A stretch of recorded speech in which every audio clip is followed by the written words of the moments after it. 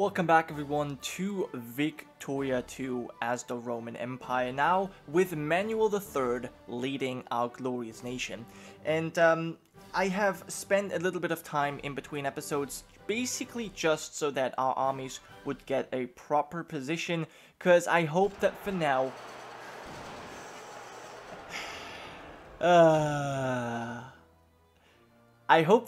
we're gonna enjoy some peace. But no, we have Jacobin rebels. Very fun. I always love those guys. But yeah, now we actually had another uprising of rebels in between episodes, which is actually why there's an army over here. Isn't that fun? Isn't that fun? This is actually not too fun, the Battle of Alexandria right now, because we're getting defeated. Why? Why? Okay, so what I think we need to do is increase our land unit spending just a bit more, because we're not quite done yet. I thought we were at peace, but apparently we are not. Okay, now we're doing pretty well here in France. So let me have the Second Legion quickly clean this up. This shouldn't be a big deal. Then we'll obviously have you deal with this. Shouldn't be a problem either. And we'll have you, nope, send in here, deal with that. No deal. No big deal at least. Okay, you quickly deal with them. You notice that Italy is pretty calm. I mean, there's one, one regiment rising up. But for the most part, the Italians are not too mad. They really like our rule. They like how we're doing things. And also, for the most part, the Greeks and Turks. I mean, the Greeks and Turks are a little bit less happy. But just look at this. There's no Hungarians. There's not even Germans rising up. It's really the French and all of these people. Yes. Now, it was mentioned that for a short moment, that is the reason why Tabriz and Dihistan has sort of betrayed us in the war by giving military access to the Karaites. For a short moment, the Ilkhanate was once again. Tabriz was dreaming about getting their cause back, and I suppose Dihistan as well, maybe. I'm not too sure, but that was just a short moment. We have crushed their dreams, and now they have to make do with the Roman Empire, whether they like it or not. Now, since you're already over here, you know what? I'll take the Praetorian Guard to deal with this. Isn't that fun, dealing with rebels? I think it's glorious. There's nothing better than that. I'll teach you to go there. I suppose I will tell you there. And you will deal with it, I suppose. In fact, you deal with these, and come back to Constantinople, right? You are. And you just deal with them, and come back to Constantinople. And this army, yeah, I definitely need. Yeah. Now, I could send them just to hunt rebels, but I just don't trust the AI of being particularly capable of doing that. We definitely need to deal with that. Now, luckily, we have an army here that is hopefully capable. Oh, wow. There's quite a lot of rebels over here. Now, let me see. Do we have a good general here? Theodorus Papadopoulos. He seems decent. He's a bit spoiled, but he's efficient. That's all that matters. Yeah, we certainly need a bit more troops here. I've actually started to build some more troops. This is going to be the army for Egypt, mostly recruited from Egyptian soldiers.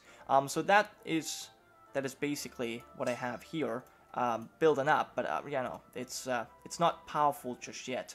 So they are hopefully not going to get completely crushed. We've got Vassos Muskos right here at bureaucratic speed. He's a bit harsh.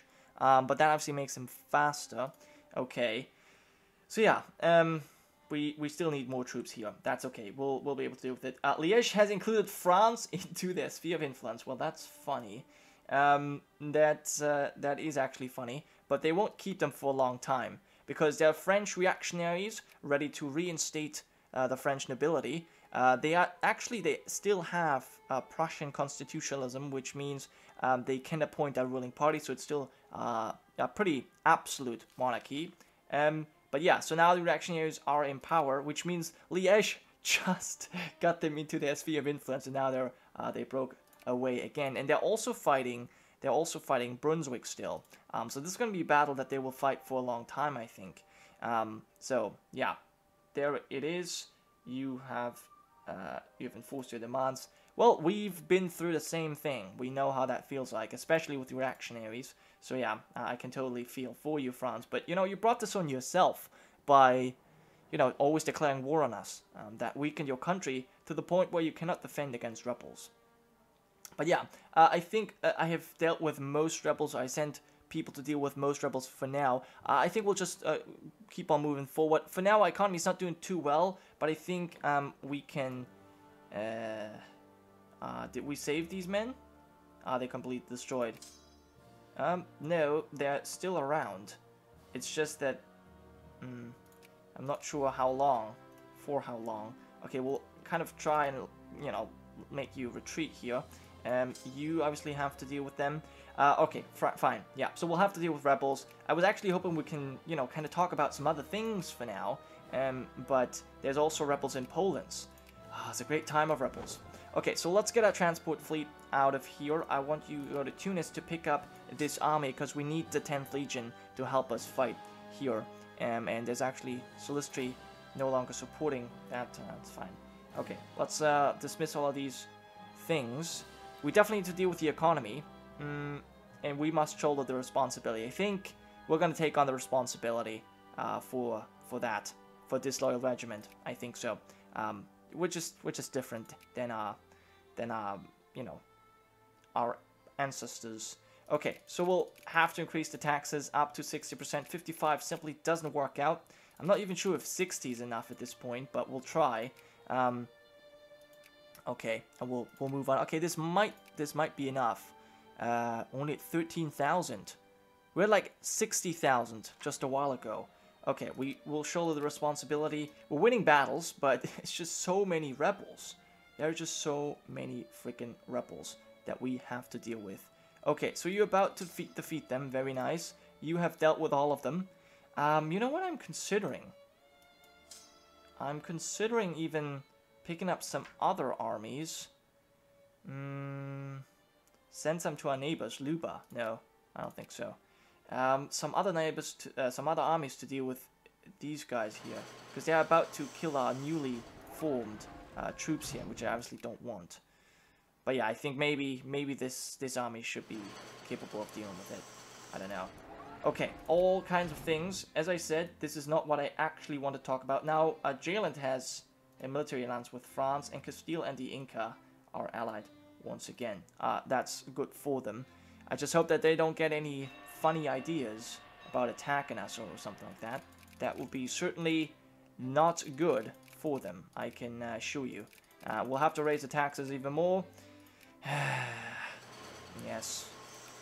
Oh my god. We've only... Yeah, wow, that was actually very necessary. We're about to run out of money. But I think this is fine. It will probably stabilize at this point. Oh, maybe not. Maybe it's dipping even more. Okay, it's hard to tell. Aztec is... Castile agreed to... Ooh. There's a war. Let me check out what these wars are all about. So we've got the Inca, Aztec, and Castile fighting the Cherokee. And we've got Liège fighting Brunswick, winning. And United Kingdom is still fighting Chu. Okay, yeah. Let's get rid of all of this. And, oh no. They're already winning sieges. No, we can't have the rebels win sieges. Okay, let's get you together. And we need to destroy you. And you need to be sent against those forces. They're quick. They're quick at sieging things. That is for sure. You are... basically about ready. And then you can go home to Budapest. It's actually where they come from. So they're quite far away. Okay, you... I need you to get on the boats and help out here. And maybe we can save Alexandria. I'm not too sure about that, though. Okay, so we're sort of making money. I mean, I guess it's not... Oh, my God. Negative is... Okay, you know what? I've had enough of this. I need the money. I need the economy to be stable. So we need to raise these taxes. And I'm sick of it. I'm sick of all the micromanagement. You know what? We'll leave it at that. Yeah. So I think that's fine. Okay, yeah, that's going to help us out for a while. Okay, we lost the Battle of Giza. Yeah, so these are the troops that I'm just recruiting. They're immediately getting wrecked, unfortunately. That obviously sucks quite a bit. But we're winning. What's this now? Drizmala's Wagon. Old man Drizimala has come up with a cunning plan to circumvent the imperial ban on the erection of permanent houses for Bulgarian citizens. He lives in Wagon. Whenever our authorities tried to book him for violating the ban, he calmly states that his dwelling has not been standing in the same place for 24 hours and is therefore not a permanent building according to the letter of the law. Every morning at 7 a.m. like clockwork, he moves the wagon a meter or two. Huh. Okay, I think we'll remove the building restrictions. That was never a good thing anyway, so we'll remove that. Although our Greeks are actually gaining...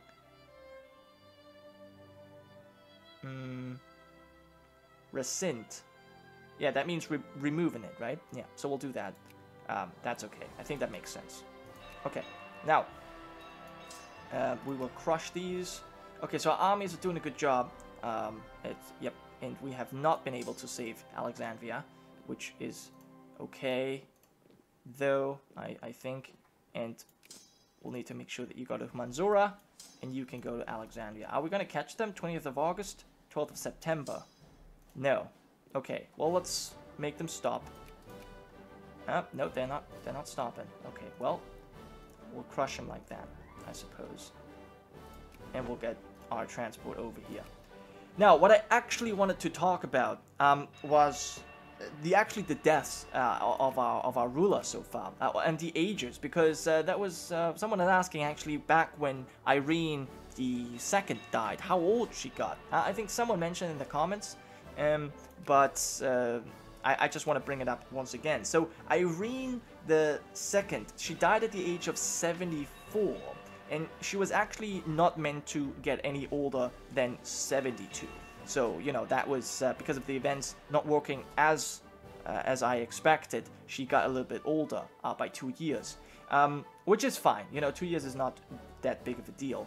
As for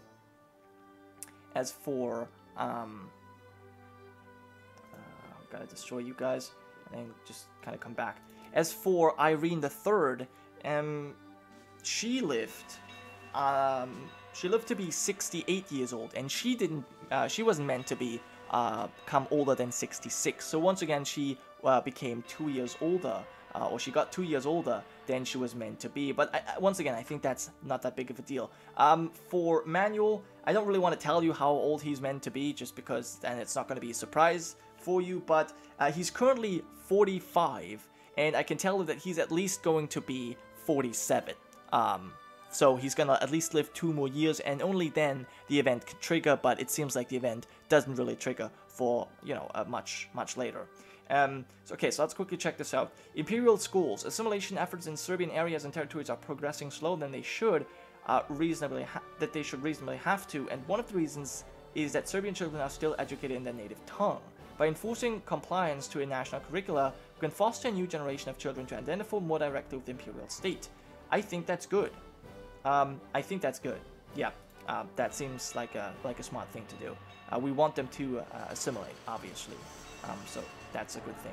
Okay, we haven't checked out the rebels. Poland apparently managed to deal with their rebels. United Baltic provinces seem to be capable of doing that as well. Good.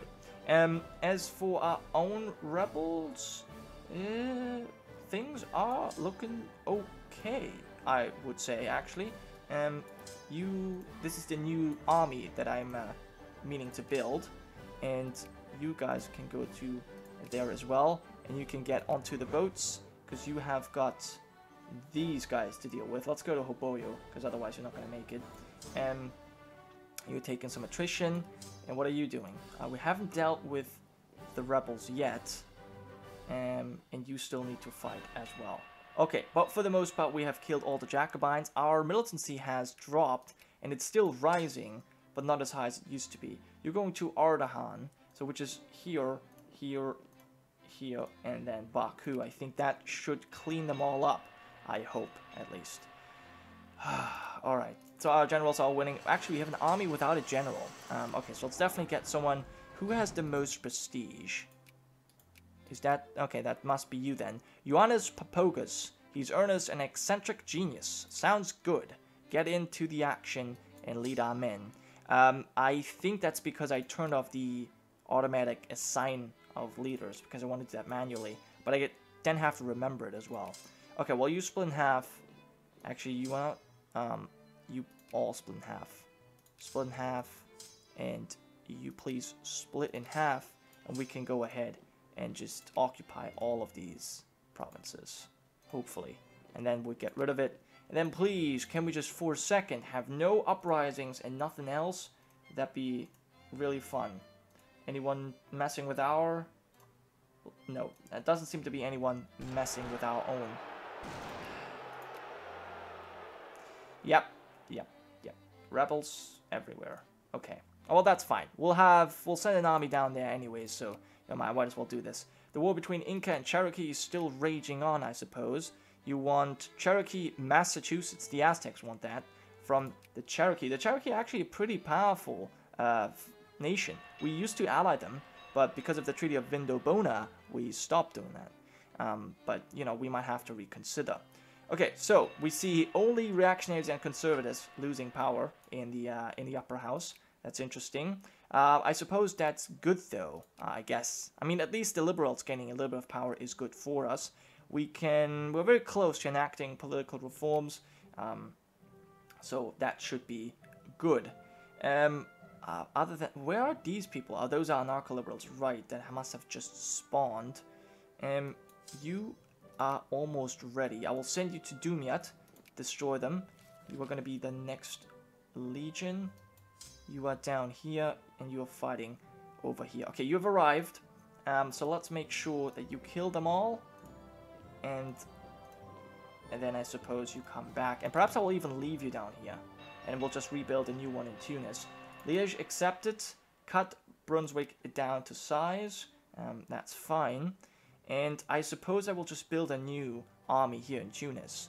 I think that probably is the most prudent thing to do. Okay, so we're making tons of money. Can we reduce the taxes, please? Like, okay, let's go for this. Let's go for 70, 75, and 65. Let's have it like that. And that should make us enough money. Okay, we're making plenty of money. So I have the feeling that we are losing tons of money, or we're making plenty of it. But there's nothing like a balanced, steady growth of like just 100 or so. That would be ideal. But yeah, okay, you're demobilizing, more rebel notifications, and we are about to finish all of this. You have done your duty. Okay, let's send you home to Budapest, and you are all doing fine. Our admiral has died. Ioannis Danglas, which is quite unfortunate. A lot of good generals have died. Good generals and admirals have died in these wars so far. That's just the way it is. And we have researched ideological thought. Okay, we will continue with the state and government and extra national focus, which is going to be very useful. But also, it will, it will actually increase the political reform desire, which is not bad for us. And it will give us the possibility to colonize. Although at this point, I'm not sure how much there is left for us to colonize. But, you know, we'll take what we can get. Okay, more things. No, not really. You have still not sieged this completely, and you need to get together. And once this has fallen, I suppose I will check and see what more you need. You need infantry and engineers. Okay, and then I'll send you back to Alexandria, probably. All right.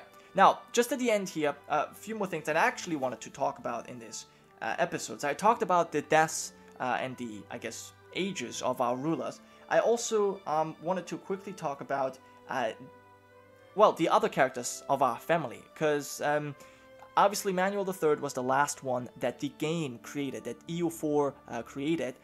So now, when he is dead, and he's gonna obviously die before the end of Victoria 2, we will have to find a new heir. And there was actually Jonathan Lee, who I mentioned a little bit earlier, who was creating great stories for our Empress, and now even for Emperor Manuel III. He also came up with an heir, and he even created a family tree.